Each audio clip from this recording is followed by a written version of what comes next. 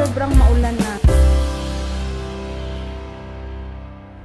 Okay guys, ayan yung aming dito TV, binaba namin dahil today i-deliver yung TV na ipapalit dito. Ito yung TV natin sa itaas. Ayan, dala din namin ni Deepak yan. Tapos dyan siya ilalagay. Tapos ito naman yung pinakaunang TV na dinala namin dito. Ilang taon na ang nakalipas. So, puro LG yung aming brand na mga dinadala dito. Yung pangatlo, hindi ko alam anong brand in-order ni Deepak, guys. Guys, maulan. Dineliver ito na yung malaking TV natin. 55 inches. Yan. So, and yung sa baba, 49 inches yun. It will not fit, be. Kasi yung TV namin dyan, 49 yun eh. Sobrang lakas ng ulan. Gaya nga ng sabi ko, nowadays sa amin ay sobrang maulan na. Ayan. Ngayon yung dyan, yung shelves, iusog ata yan. So mag-unboxing muna tayo guys. Okay guys. So ayan.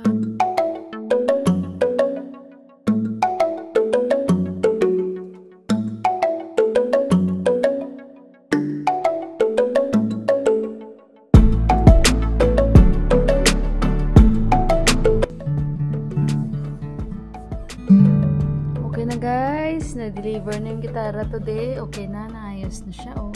Ayan. Okay na. Ayan, guys, tingnan yung aming wall. Pinagtatanggal na namin yung shelves kasi hindi kasya yung TV. So, ngayon, ang suggest ko kay Deepak, dahil hindi na siya maganda, tingnan kasi nung unang sabi ng Deepak magka-cut daw ng shelves. Sabi ko, hindi Sabi ko, hindi na rin maganda kasi pag may TV at saka may mga shelves parang disturbo siya. So bibili na lang tayo, sabi ko, ng wallpaper ng parang bricks yung design, sabi ko gano'n. So i-check na lang natin, basta yan yung suggestion ko kay guys, kay Deepak.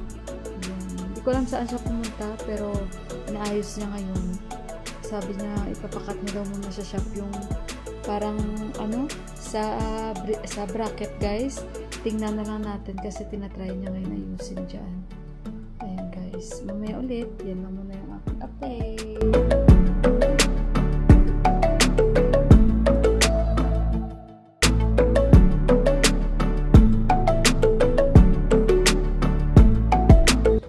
So mag-zoom tayo. Tingnan nyo. So, hindi pa maganda, no, yung ating wall. Pero lalagyan pa namin yan ng wallpaper.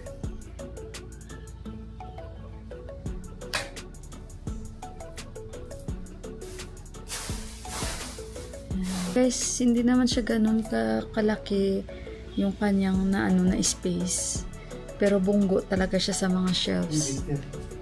Kaya ayun. At saka yung mag-ayos ng filter namin nandyan at ng chimney namin. Okay guys, so ayan, ipapaservice namin yung chimney.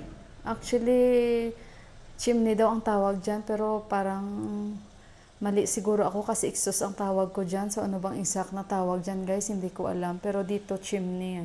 So ayan, makikichimney na rin tayo. Baka nga mali talaga ako. Pero exhaust ang aking panay dyan sabi eh. So, ayan, ipapaservice namin yan kasi hindi ko kayang linisan yan, guys. Sobrang oily na siya. Actually, nung dumating kami dito, hindi yan siguro nila nalilinisan, Pero may mga plastic pa siya, guys. Oh, may mga plastic pa siya. So, maganda hindi nila tinanggal yung plastic. And yun lang talaga ang madumi, tsaka ito madumi. So, kaya kailangan ipaservice. Titingnan muna nila yan. And nilinis ko lang yung parang pinaka-filter niya. Actually, it takes time pa bago pumuti. And ipapaservice din namin yung filter namin. Dahil nga nung last nag-mix naman tayo dahil nawalan kami ng tubig. And ayun, sa kusina ay unti-unti na akong naglilinis dito. And si Didi naglinis dito kanina sa amin. Balihin, wala silang dasay at hindi siya uuwi ng village. So, may time siya na maglinis-linis o baka disdasay, kukuhanin ko siya para mag-part-time dito. Maghugas-hugas ng mga plato kasi dito, busy-busy kami guys sa dasay na ito. Dahil nga marami na namang tao pupunta dito sa bahay lagi. At ayun, itong week, magiging busy na rin talaga kami ni Deepak dahil marami kaming ayusin dito. Plus, maghahanap pa kami ng wallpaper.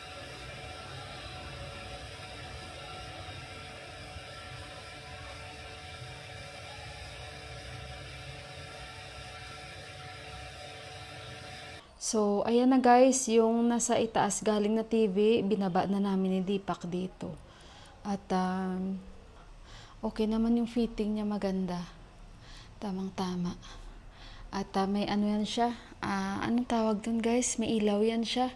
Ano ko bang ibig sabihin itong ilaw na nilalagay ni Deepak? Nakalimutan ko ang pangalan. Ito yung remote control, oh. Ito yung mga ilaw. Yan, pag iba-ibang kulay na gusto mo. Pinabili pa niya to sa kuya niya sa Amerika.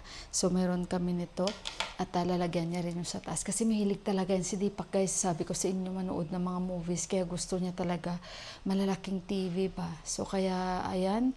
At yung brother-in-law ko guys, ang bumili ng TV natin sa itaas. At ngayon sobrang busy, araw-araw ako nagkikis-kis-kis-kis dito, linis-linis, kasi kailangan talaga. And yung bukas, tirahin ko na naman yung mga kwarto. Yan, yung mga bulaklak na yan, panglalabhan ko yan guys, isusuko yan bukas. Tsaka paglilinisan ko yung mga shelves, and then si Didi na bahala sa mga carpets. Yan, palalabhan ko sa kanya yan guys. So, ayan, update ko lang yan sa inyo. At tsaka, ayun, akyat na tayo sa taas. Si Deepak, pinag-aaralan niya pa yung features ng TV guide. Ayan, makahalat pa kami ngayon. Sige lang. Din kami, makakapaglinis din tayo dito. So, pinag-aaralan pa ni Deepak kasi walang music. Walang music na lumalabas. Wala tayong music na maririnig. And regarding kay Didi yung naglilinis sa amin, diba nasabi ko sa inyo nung last na namatayan sila, na anak ng kanyang pinsan ng kanyang asawa, yung sa Gency na nangyari. So inilibing na nila. By the way pala guys, yung vlog ko nung isang araw na inilibing na yung mga Gency, na postpone yun dahil yung iba hindi pa ata na talagang natapos yung pag-autopsy sa kanila. And ayun, sinabay-sabay sila. At nung isang araw, ayun, pinaghatid na sila. Hindi ko mapigilan talaga guys. Yung luha ko na yung mga, syempre yung mga loved ones nila. Especially yung mga nanay, alam nyo yun. And basta sobra-sobra bilang isang magulang at bilang isang nanay. So makakaramdam tayo talaga. Alam nyo guys, ang sakit talaga nito. Nasugatan ako. Alam nyo yung may bagong binili kami ni Deepak. Yung parang sponge na steel siya sa mga kaldero, pang kiskis. Parang nangilo yung buong ko katawan kanina. Guys, kasi parang silang dalawa. Para bang ginanon ko sila, parang sa balat ko. Yung nahiwa talaga, ramdam ko talaga. Ang liit lang niya nito guys. Ang liit, parang nanindig yung balahibo ko. Basta sobrang sakit kanina guys. Ay, ambot kang hilo. At saka dumugo siya kasi pinadugo ko. Piniga-piga ko talaga sa dumugo siya. Ang sakit guys. Kasi naglilinis ako kanina. Hindi ko naman yun pa nagamit dahil bago. Kinuha ko lang yung sponge. Magkadikit silang dalawa. So, ginanon ko babaw. Nahiwa talaga yung balat ko. Ay, ambot na lang tayo. Kaya sabi ko, di pa wala bang titanos ito. Sabi niya, wala At tayo, wala sila ni Didi. Yung naglilinis sa amin, wala silang dasay. At by tika, gawa nga yung may namatay silang family member, guys. And then, diba, sabi ko naman sa inyo, sila din, nagusandali po. Nagulat naman ako sa sound ni Deepak. Slow din pa kami CPR ko. So, ayun guys, hindi pa yun nakaandar yung mga speaker niya, ha? Yung mga speaker, hindi pa nandito. Kasi ganyan yan siya. Gusto niya yung talagang sobrang, kung sa Ilonggo, pagka sinigabong, the sound system, ako yan, hindi ako ganyan. Opposite kaming dalawa, guys, ewan ko. So, ayun, at, ayan, salamat sa aking, brother-in-law, dahil bumili siya niyan. Parang pasabay sa kanya ba guys, maraming padala. Si Sanjay Day, maraming pinabili sa kanya. Dito siya babayaran. Ang daming in-order. Merong mga iMac. Speaking of iMac guys, yung aming PC, nagkakaproblema kami sa ngayon. Ayan, papakita ko sa inyo. Makakapag-edit ako dito guys, pero ayan o, kita nyo, makikita kayo dyan. O, na parang nagaano yung screen niya yan. Parang may mga lines. So, ayun, hindi pa namin nadala yan sa Apple Shop, pero paano na nadipak yan, tinawagan niya na yung isang technician, nakausap at kumuha siya ng video pinakita. So, i-check daw nila yan. And, ang mahal-mahal pa naman ito guys. Isa ito sa investment natin sa pag-YouTube natin at malaking tulong sa ating pag-i-edit. And basta malaking tulong siya sa nakikita nyo, maganda yung mga videos natin dahil dito lang po tayo makakapag-edit ng 4K na mga videos po. Hindi po pwede sa laptop yung 4K at depende siguro guys no sa resolution na na pwedeng ng mga laptop na MacBook. So kagaya niyan sa laptop ko hindi siya pwede. So yung resolution lang na pwede is 1080. Pag 4K, alam niyo minsan pag larong-klaro, mas maganda talaga. Dito ako nakakapag-edit. So naset ko na yung mga camera ko 1080 pero ito sabi ni Deepak pwede mo pang gamitin. Yun nga lang habaan mo lang pasensya mo kasi syempre may mga lines na lumalabas. 5:35 na dito, maya andyan na rin siya. Alam nyo guys, maulan pero mabanas. Nowadays sa amin talaga sobrang maulan siya. Everyday talaga. Like kanina umaga siguro mga anong oras ba yun? Nagising ako. I think mga 4 o'clock. Grabe yung ulan. So sabi ni Deepak, ito na yung time na talagang bubuho siya kasi mag-change weather na siya. So parang ito pa yung mga tira-tira na sobrang pag-uulan. So ilang days na lang pala sila ni Ama. I think mga na lang sila. 11 days na lang po at darating na sila. Okay guys, so yung Jamara ay wheat. Tapos mais, tapos barley, yun. And then rice. Ayun, nasabi ko na ba lahat? Mais, wheat, tsaka barley, and yung isa pa, nakalimutan ko, mais, wheat, barley, tsaka rice. Ayan, yan yung apat na yan guys, tinatanim nila, Jamara ang tawag dyan. Ito po ay, may sinusunod dyan sila guys, parang may kalendaryo yan sila kung kailan nila yan itatanim. So katulad yan, sabi nila sa Monday, mag-start na po kami, magtanim yan. Kasi after 10 days, na yan guys, uusbong na yan ang mga yan guys, kasi dasay na guys. So bago magdasay, dapat na yan sila, ready na. Talagang usbong na usbong ba yung kanilang pagtubo. Pero ang galing nila guys magtanim ng mga yan. Nung nandito si Buwa, ay talagang na-surprise ako. Nakikita nyo yan sa mga vlogs ko guys, yung mga pagtatanim ng Jamara, si auntie na naman this time ang magtatanim. At ako naman, yung magdidilig. So sinasabihan nila ako ni Deepak na pag every morning ay mag-shower muna bago ka magdilig ng Jamara. Kasi isa din yan sa parang nila guys, ba yun? Ang tinatawag ko sa Ilonggo pag ginakabig, bala nila nga secret gid sa ila.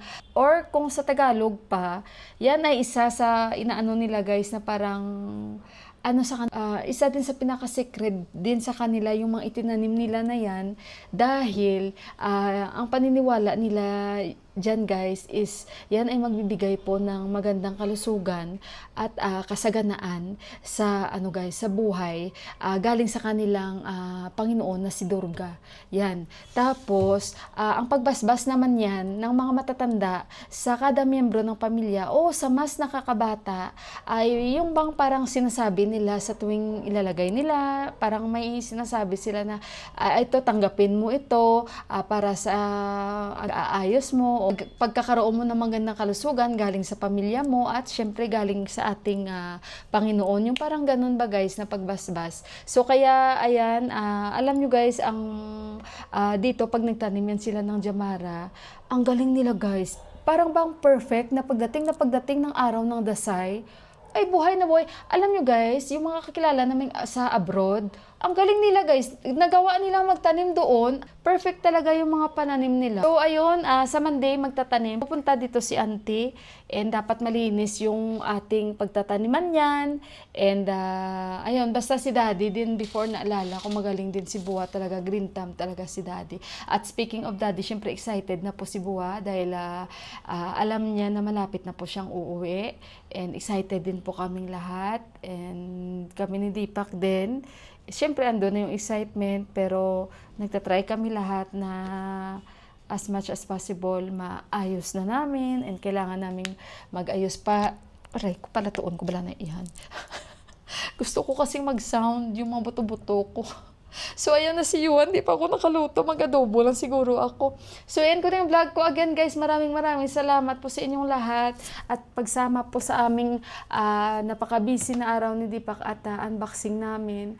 And yun, maghanap pa kami ng wallpaper. Tingnan na lang natin kung anong klaseng wallpaper na pwedeng mailagay natin. Basta sabi ko kay Deepak, bright or something na ano. Tingnan na lang po natin. Pero kailangan namin talagang lagyan yan. Kasi nga, kaysa naman sa pipinturahan namin. So, marami pang gagawin. So, wallpaper na lang muna para makasave tayo. Ayun guys, again, thank you so much. At saka magandang gabi po sa inyong lahat. And sa mga hindi pa po nakapag-subscribe ng aking channel, i-click nyo lang po lang button para ma-update po kayo pag may bago po tayong uploads.